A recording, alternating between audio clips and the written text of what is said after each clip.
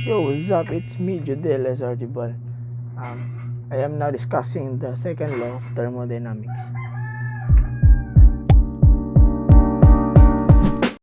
The second law of thermodynamics describes the limitation of heat transfer. Most importantly, it sets out of the specific idea that heat cannot be converted entirely to mechanical energy. According to the second law, all refrigerators must have work done on them in order for heat to flow from a cold body to a hot body. So, refrigeration statement is also known as Clausius statement. The second law of thermodynamics claims that it is impossible for heat to spontaneously flow from a cold body to a hot body, but it can move in that way if some form of work is done. So this is how refrigeration process works. So all refrigerators require work to get heat to flow from a cold area to a warmer area. So as you see, the left figure is the cold reservoir work to getting the heat transferred to the hot reservoir.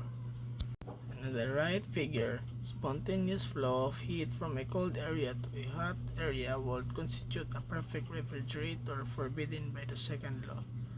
So cold reservoir, heat transfer to the hot reservoir. So the right part of the image describes the impossible scenarios that the second law forbids. So a perfect refrigerator is analogous to a system heat transfer operating at 100% efficiency. So the process of pumping heat from one place to another produces more heat. So we need to apply work, and work produces heat.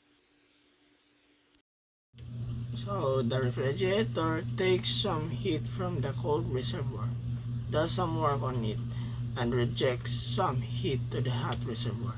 Therefore, the net effect of the refrigerator is to make the cold reservoir colder by removing heat from it and moving the heat to the hot reservoir. Due to this, a refrigerator is essentially a heat engine that runs in reverse. By analyzing how well a refrigerator can cool the cold reservoir, refrigerators carry with them a coefficient of performance. It is important to note that when it's stated that energy will not spontaneously flow from a cold object to a hot object, that statement is referring to net transfer of energy. Energy can transfer from the cold object to the hot object, either transfer from energetic particles or electromagnetic radiation. But the net transfer will be from the hot object to the cold object in any spontaneous process. Work is required to transfer net energy to the hot object. And that's all of the second law of thermodynamics. Thank you and God bless.